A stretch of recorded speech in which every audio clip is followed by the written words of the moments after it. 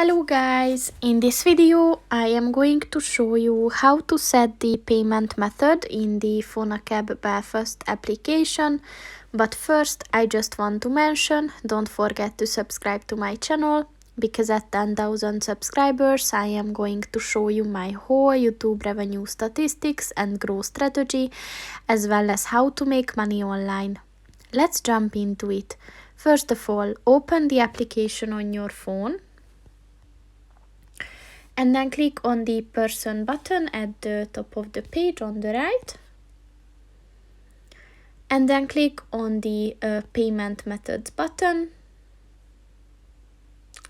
And at the payment methods section, just click on the add payment method button.